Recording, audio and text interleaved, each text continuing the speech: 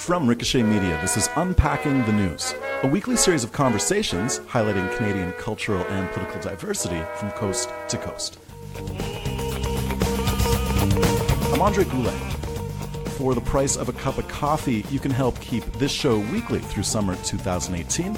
Go to patreon.com/unpackingthenews for details and to access interviews and episodes you won't find anywhere else and to support this podcast.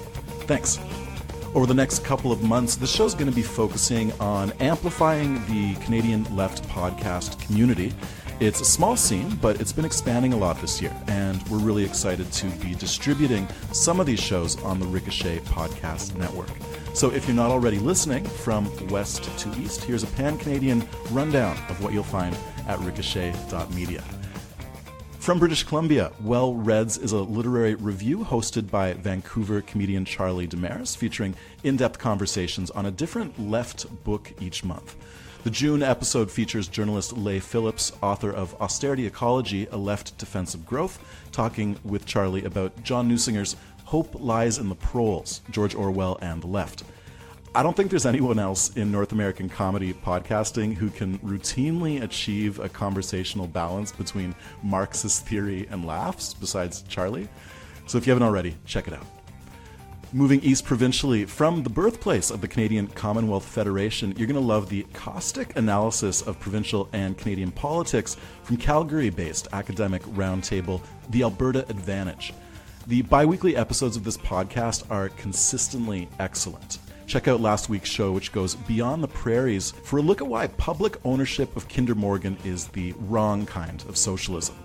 Other highlights from the archives include Ralph Klein Sucked, Parts 1 and 2, and the excellent Reading the United Conservative Party Platform So You Don't Have To, A Guide to Hell World. Next, Tim Hortons presents News You Can Use, not really presented by Tim Hortons, has been sermonizing socialism for the last year and a half in a bi-weekly Skype phone-in from Winnipeg, Edmonton, Toronto, and occasionally Newfoundland. This roundtable panel of journalists and academics provide a smart and unabashedly progressive perspective on Canadian and international issues, including last week's episode featuring a wide-ranging convo on cannabis legalization, bike helmets, baby jails, and the World Cup. And en français, Season 1 of Ricochet's Fil Rouge is continuing through the summer of 2018. Co-produced with online Quebec news magazine Planète F and Heritage Canada, it's a series exploring some of the Inuit and Indigenous communities of northern Quebec.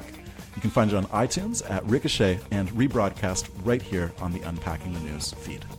And we're really happy to welcome a new show featuring critical perspectives on the United States to the Ricochet Podcast Network. Twitter provocateur Rob Rousseau's 49th Parahell broadcasts out of Montreal. He joins me today to talk about Quebec's far-right, Canadian child detainees, and the rise of American socialism on episode 58 of Unpacking the News. Hey, Rob. Hey, how's it going? Thanks for having me on the show. Thanks for being on the show, and happy belated Canada Day to you and to the several hundred demonstrators who confronted hard-right racist group La Meute in downtown Montreal Sunday afternoon. Were you and your family at that protest in the sunny, humid 36-degree heat? No, unfortunately not. I floated the idea of bringing our 2-year-old to confront some neo-Nazis in the brutally oppressive heat, but it didn't really go over that well here. I have been trying to become a better activist over the last 2 years, but clearly I still have some ways to go. But I really do appreciate the people that did show up. Yeah, this was an attempted show of force by Quebec's dominant racist group, La Meute, and they were joined by a couple smaller Islamophobic and basically borderline fascist groups, Atalante and Soldiers of Odin.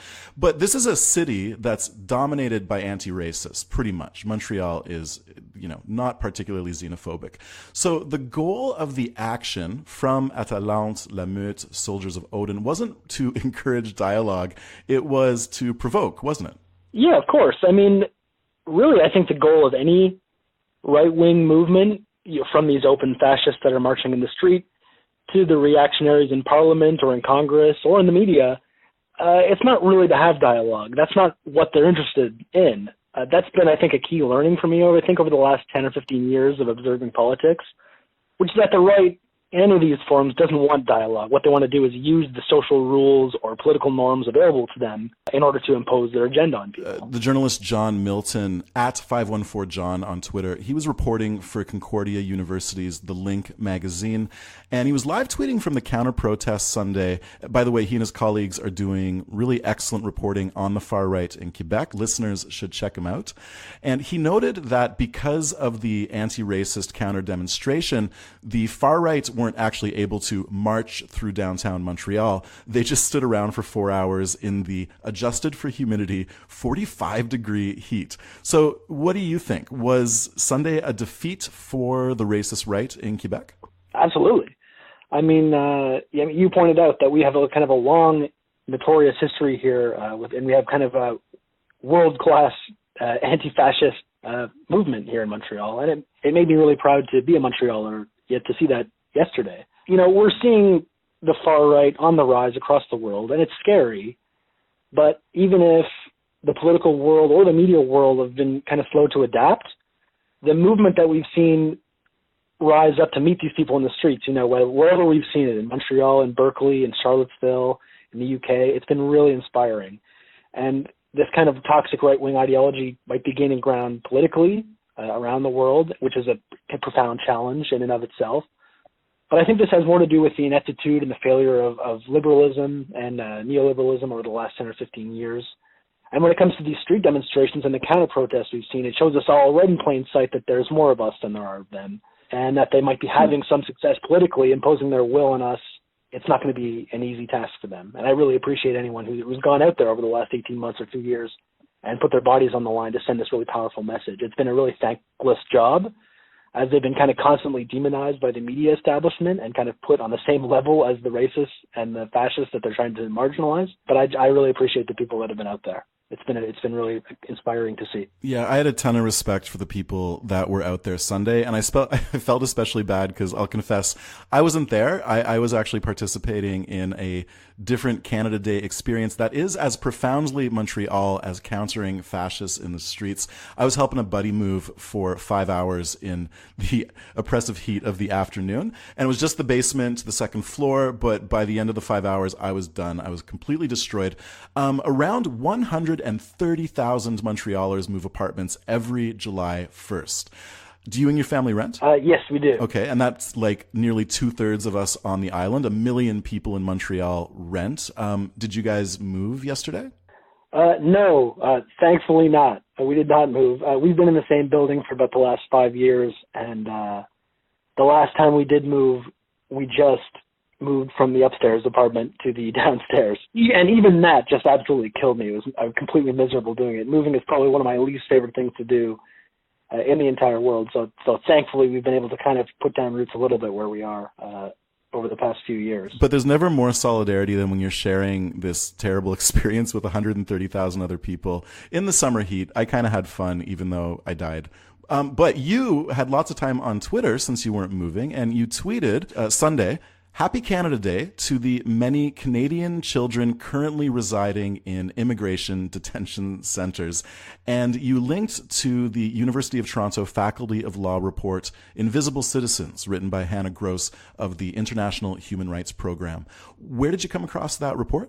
Well, in the second episode of my show, I wanted to talk about Canada's own history of immigration detention centers and our, you know, there had been this kind of massive conversation going on about the kind of horror and cruelty of the Trump administration's family separation policy, and I had seen a few kind of memes on Twitter and a few things talking about, you know, oh, this is how Canada treats the refugees, with a picture of, you know, a smiling Border Patrol agent, you know, picking up a child or something like that. And it's just, I know, even though I wasn't totally familiar with all the details of it, I know this is completely kind of ahistorical analysis of what our actual immigration system looked like. So I talked a little bit about that with my guest, Andre Goulet, who came on my show, but I wanted to do a little research on my own to talk a little bit about the reality of how refugees and asylum seekers are treated in Canada, because it's not a nice, rosy picture of you know, multiculturalism in action. It's actually its own sort of cruel and horrific policy. Yeah, Hannah Gross, through access to information requests, obtained figures that showed that each year between 2011 and 2015, there were about 48 Canadian children staying in the Toronto Immigration Holding Centre for some given period of time. They weren't formally detained, these Canadian citizens, child citizens, but they stayed in the detention facility with their moms or their dads or their family as de facto detainees. And this doesn't include the numbers from the other two major holding centers in BC and Quebec and smaller ones around the country.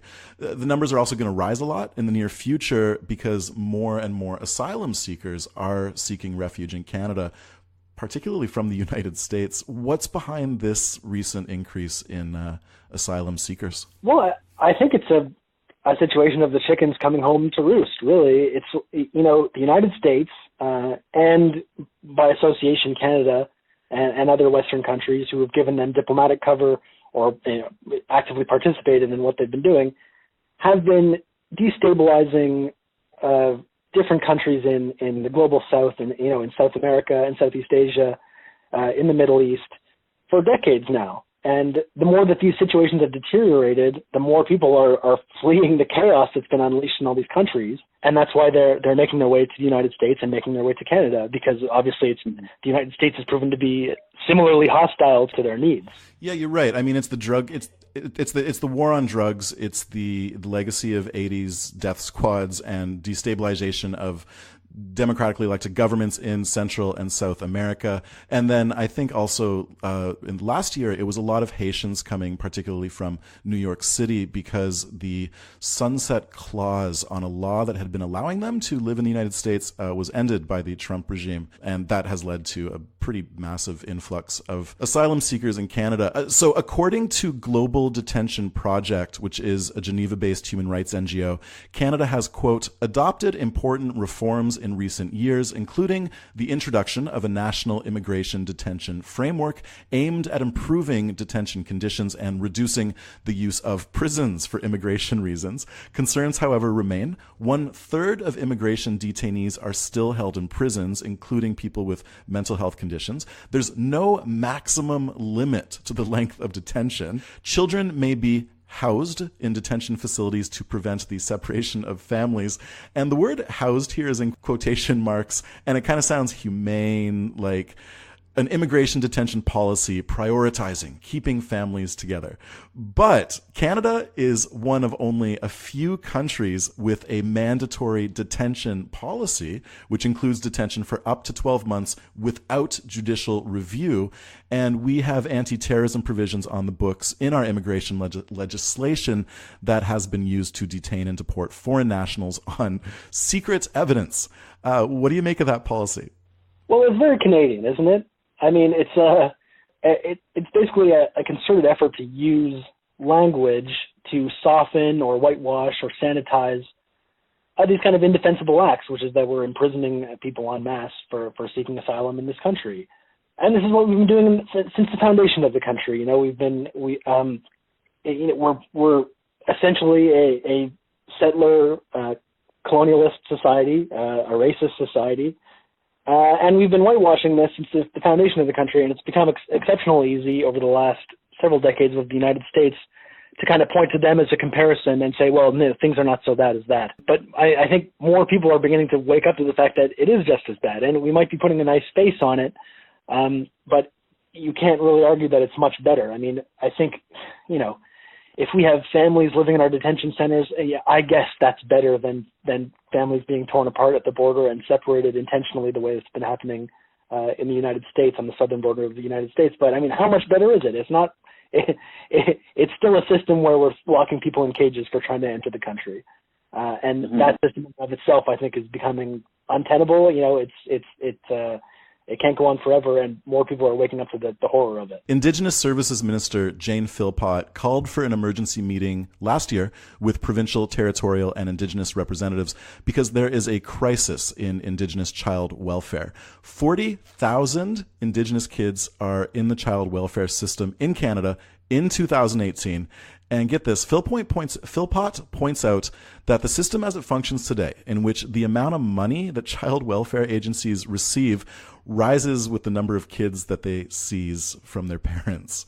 And she says the system needs a serious overhaul and points out that it's a perverse incentive. The Canadian government should be providing more resources to prevent apprehensions and not stealing kids from their families. So it's clearly a crisis. Why do you think it's not talked about more? Well, because frankly, we want to pretend that these problems don't exist. We want to believe that as a country, we're above this kind of institutionalized racism. We want to believe that we're a safe haven for refugees and immigrants, and we want to believe that we're the country that Justin Trudeau is talking about in his kind of inspirational Instagram posts. But that's not the actual reality of this country when it comes to these marginalized groups. And until we start realizing this and talking about it, we can't really hope to change any of it. The crisis of Indigenous child welfare in Canada kind of puts the, baby concentration camps in the United States in a different light, but maybe it's the difference between the aggressive kind of Gestapo tactics of apprehension utilized by ICE, the U.S. Immigration and Customs Enforcement Agency, and the photos we see online and the images we see in the news, contrasted with what's just an essentially systemic form of apartheid in this country. And, part of apartheid is out of sight and out of mind. So do the two systems just amount to the same thing in your view? Of course. I mean, obviously, the Trump administration has significantly ramped up the cruelty and the overt white supremacy when it comes to their immigration enforcement system. But it's not like the system was humane under Barack Obama either. He deported more people than any of his predecessors, partially as a way to get the right to work with him on immigration reform, the DREAM Act, etc. And the reaction he got from them should tell you everything you need to know about whether or not the right in America or anywhere is operating in good faith.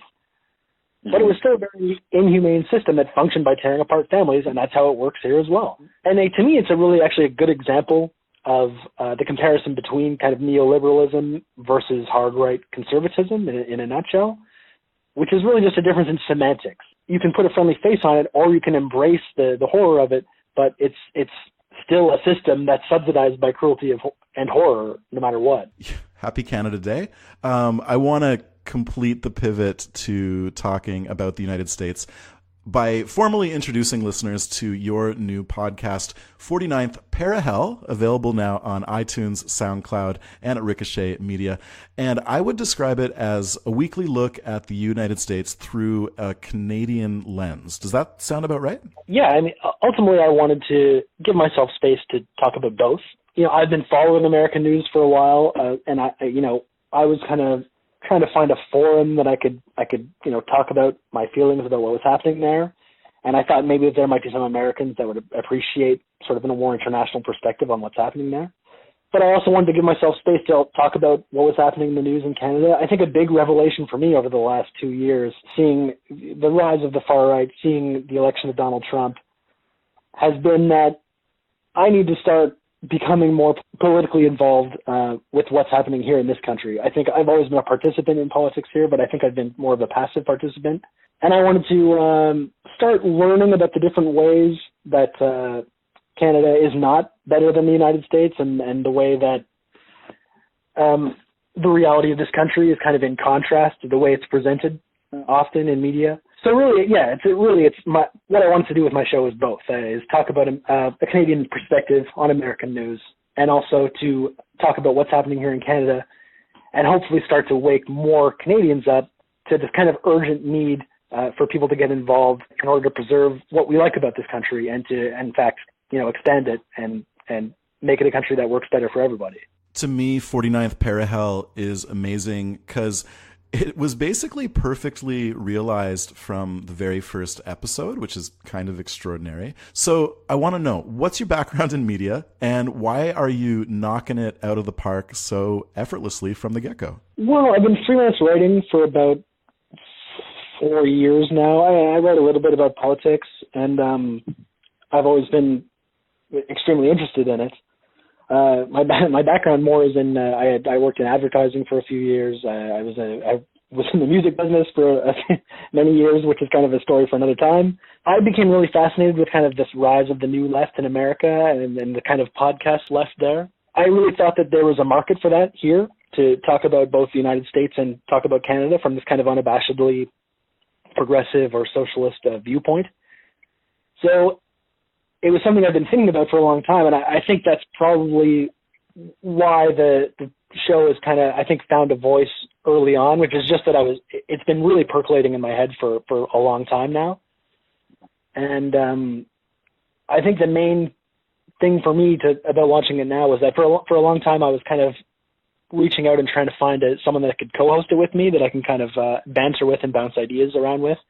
And I had a few people that were kind of interested, but no one really that was like as excited about the idea as me. And then with this kind of news cycle with Doug Ford's election in Ontario, plus the stuff in the news about Trump and Trudeau and their kind of trade spat, kind of like I felt like, well, it's kind of now or never to do this show because it's the perfect kind of launching pad to talk about it. And so I just decided to go ahead and do it by myself and do a little 10 or 15 minute monologue at the beginning of the show. Have someone on that I can talk to about the relevant political stuff in the news at the time. And so far, it's worked out really well, I think. Yeah, I think so. And also, so clearly podcasting is then another outlet for you because you're someone who is extremely online, very provocative and proficient on Twitter. You routinely get thousands of likes and retweets for a style of writing that not everyone's going to be familiar with if they're not on Twitter all the time. But it's basically a style that combines the best of this aggressively hostile left and this really weird absurdist humor, which translates really well into a Twitter voice. So I'm going to share one of your tweets that I liked a lot. You tweeted, "Time to clock in for another shift at a mortuary in Lubbock, Texas, where I bring my imam friend and posthumously convert dead Trump supporters to Islam." So many people take tweets like this at face value, and they give you a lot of shit, don't they? Yes. A couple weeks ago, I tweeted that I would rather have my daughter date a member of MS-13 than a member of the Republican Party, and that kind of got a whole lot of media attention on conservative media, from the Daily Wire to The Blaze to Fox News. I was featured on Fox and Friends for like a 5-minute segment of this tweet that I did. MS-13, by the way, the famed and brutal drug-fueled Mexican gang, MS-13, based in the States and in Mexico. Fox and Friends, were you featured? Did you speak? Were you invited on the show? No, I did not get on the show. They did a segment with like a Long Island cop gang expert guy talking about this tweet, and it's been a really surreal thing for me, is seeing that a lot of these people on the right are just unable to understand irony or nuance or subtlety in any way, and just seem to take everything I say at face value. And even though after this tweet about MS-13 that I did, I openly stated that it was a joke and that I don't have a daughter. As soon as people started freaking out about it, just to put that out there. And it didn't seem to matter to them. Their sort of fake conservative outrage machine lurched forward, regardless of the fact that, I was clearly just trying to incite people to get mad. People do have a hard time ignoring things like that. The other tweet you referenced about Lubbock, Texas, and posthumously converting dead Trump supporters to Islam, I think my account's kind of growing to a size now where most people on the right know to ignore me, and most of the people that were responding to that were just laughing at it. But it has been really shocking to see how they're kind of unable to pick up on nuance, and how they're so ready to get outraged at anything, no matter how ridiculous it is. Rob, you've been on Twitter for a decade, and you clearly understand how to use its language, its in-jokes, and you use your skill, you use your power to drive forward a progressive leftist ideology. So what motivates you to engage online like this? Yeah, well, number one, it's interesting because I have been on Twitter for many years, but really, people have only started to pay attention to what I've been saying in the last 6 months or so. The 2016 election was such a big thing because part of one of the things I was interested in on Twitter was this kind of element of weird Twitter and the kind of weird humor and irony and using it as just a forum for humor and stuff like that. But when this 2016 election rolled around, I started to notice that a lot of his figures on Twitter that I was into following and interacting with were actually quite political, even because it didn't really come up as much before. And I think me and maybe many other people, I felt that maybe that I was more alone in the fact that I felt more progressive or more left-wing than a lot of what mainstream discourse allows.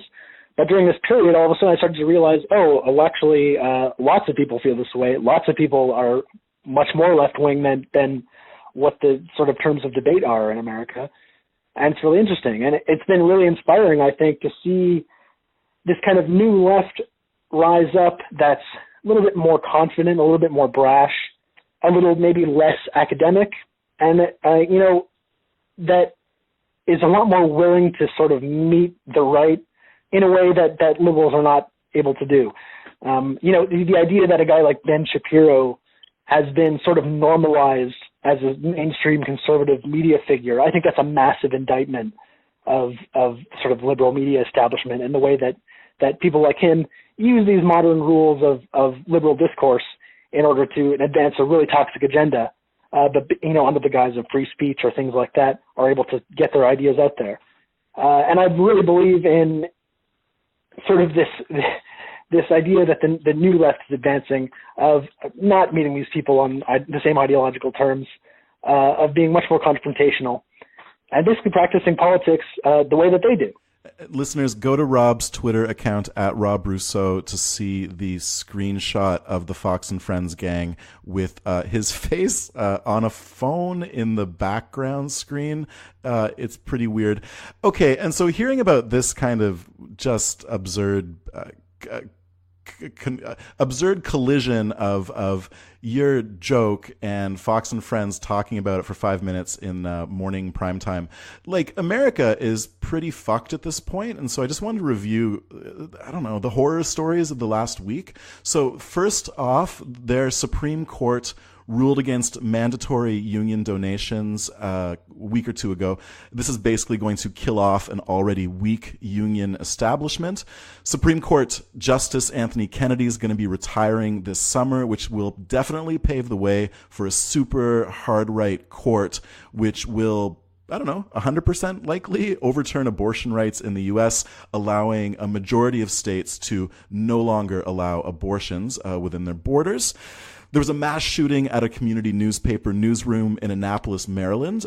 People aren't talking about it 3 days later, of course, because it was 3 days ago. And this shooting happened the day after Trump at a re-election rally once again pointed to the media in the auditorium covering the rally and labeled them as the enemies of the people. The kid or whatever who shot up the newsroom was definitely inspired by this sort of language. And, Trump's intent on blowing up the global economic system, which is chaotic and apocalyptic and scary. But at the same time, and this is what I want to actually discuss, is that this week saw the election of a socialist for the first time in 90 years. And she is not elected yet, but the way the primary system works, she beat the incumbent, the Democratic incumbent, and now she will run in the next congressional election in a year's time. But because it's a firmly blue Democratic district in the Bronx and Queens, she will definitely win. So Alexandria Ocasio-Cortez beat Joseph Crowley, who was a high-ranking member of the Democratic establishment. She's going to go to Washington. This is kind of a big deal, isn't it? Yeah, of course. I think she's living proof that an unabashedly socialist message can resonate in working class neighborhoods with voters who have been kind of written off by the establishment on both sides. Look, the center has collapsed, right? It's happening everywhere. Economic neoliberalism, it's not fulfilling its promises to working class people. And someone needs to rise up and take up that slack. And so far, it's mainly been the far right that's benefited from this. And that's partially because the left has been intentionally marginalized by the center and the right over the last 30 years in America and Canada and everywhere. Ocasio-Cortez winning shows that if we fight not on the right's terms, not in the terms that have been deemed acceptable by the liberal political and media establishment, we can win. Maybe, the legacy of Bernie Sanders running in 2015 and 2016 is going to be that it firmly opened the door for socialism in the United States. Because, growing up in the 80s and 90s, socialism was completely just not even addressed. It wasn't in the conversation in the US. But today, America is not solidly capitalist anymore. The political and media class just haven't figured that out yet. So like you were talking about the sort of economic fundamentals, since the financial crisis of 2008, support for socialism has grown dramatically. A 2011 Pew poll found that half of those under 30 would prefer a socialist system to capitalism. Wow. And according to a 2015 Gallup poll, 47% of Americans would consider voting for a socialist candidate for president. Today, Ocasio-Cortez's political party, the Democratic Socialists of America, have more than 42,000 dues-paying members, and there are 181 local chapters around the United States. So socialism's on the ascent. But, this is a country going through some really fundamental social, political, and economic upheaval, trauma even right now. So how optimistic can we really be about what are relatively marginal socialist gains in the U.S. in 2018? Well, we should definitely be optimistic. Just the gains that have happened over the last 2.5 years or so have been really incredible to see, the sort of rise of this new left in America. I think it's it's one example of a major mistake that the right has made, which is that they've been calling these kind of milquetoast centrist Democrats filthy communists for so long now that it's kind of lost its potency. And now when you see people actually running as socialists, and people see that it's not scary, that it's about offering an economic program that's going to help people's lives. And, people everywhere are more aware than ever of the way they're being screwed over daily by the most wealthy people in society. So I think that's been really interesting to see and inspiring. So we have to be optimistic, but we also have to be realistic, I think, because given what's at stake now, I think it should be clear to everyone that simple electoral politics isn't going to be enough. As you pointed out, we're looking at, in America, a really hard right conservative Supreme Court, and they'll absolutely shut down any progressive or socialist legislation that makes it through. America can elect a socialist presidency in 2020 and pass all the legislation they want, but these people are not going to allow it to pass. I think another great example for the limitations of electoral politics has happened in Seattle over the last couple of months, which is that Seattle, if you're talking about electoral politics, they've done absolutely everything right. They've progressives in Seattle have run for city council. They've done everything that they were supposed to. They passed, after all this work, they passed a tax on the highest earning corporations and people in the city to help deal with their homelessness epidemic. That's partially a result of the sort of tech companies and the industrial boom we've seen in Seattle. And then they passed this tax, and then Capital obviously fought back, refused to pay it. Both Amazon and Starbucks, who make a big show of being a progressive and positive corporations, they pledged to fight back against it. Amazon threatened to not build to stop construction on this high-rise office building that they were building. And now that the city council is rescinding the tax that they passed. We should be inspired by what is happening in terms of electoral politics, but we also have to be very realistic about the challenges that we're going to be faced with in terms of a pushback from capital and from the media establishment and from the political establishment. So I think, if you're a socialist in the West, I think you have to kind of be a revolutionary socialist at this point, because that's the only way that the real changes that we need are going to make it through this kind of barrier of that capital has built up against these things. And another important thing is that in Mexico, Andres Manuel Lopez Obrador was elected president on Sunday night. The Guardian website calls him a baseball-loving, left-wing nationalist who counts Jeremy Corbyn as a friend and who has vowed to rule for the poor. This is really going to change the relationship, change the dynamic in North America. Well, as I said, the center is collapsing all over. It's not just here. It's not just in America. And the more we see politicians and media figures rise up meet these challenges in a positive way, and the less we see the far right responding to these challenges, it's going to be a positive thing. I think it can be pretty scary in terms of the sort of the situation we're faced with, in terms of the environment, in terms of a whole host of other problems that have festered and not been addressed over the last 20 or 30 years. But I do think there is a chance, if you look at kind of socialism as kind of an international project, to if we have a left-wing government in Mexico, if Jeremy Corbyn can get in the UK, if somehow in 2020 Trump can be beaten by whether it's Bernie Sanders or whoever, and whether we can have a more progressive government in Canada if we can in the next federal election, I think that's going to be kind of an important moment internationally for us to hopefully start turning the tide and start addressing some of these issues and problems that are not being addressed by liberals or by neoliberalism, and that are going to be exacerbated by the rise of the far right. Rob, who's your guest on 49th Parahell this week? I've got Luke Savage coming up, who's a writer who's been featured in Jacobin and a number of other outlets. A really cool guy. It should be a really good episode. I'm looking forward to that one. Rob Rousseau is a Fox News contributor whose work has appeared in Vice, Sports, and Paste magazine.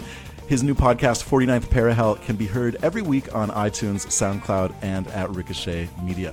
Rob, thanks for speaking with Unpacking the News. Thank you very much for having me. That's Unpacking the News for this week. You can follow Rob on Twitter at Rob Rousseau. I'm on there too at Andre Goulet. Unpacking the News is produced in Montreal. Subscribe to the show on iTunes, Google Play, or wherever you get your podcasts. If you like this show, support it at patreon.com/unpackingthenews for access to interviews and episodes you won't find anywhere else. Check back here next week, finally, for a much-delayed conversation with Emily Gilpin, lead journalist at the National Observer, covering Indigenous issues in British Columbia and across the country. We'll be talking about decolonizing journalism. Until then, I'm Andre Goulet. Thanks for listening.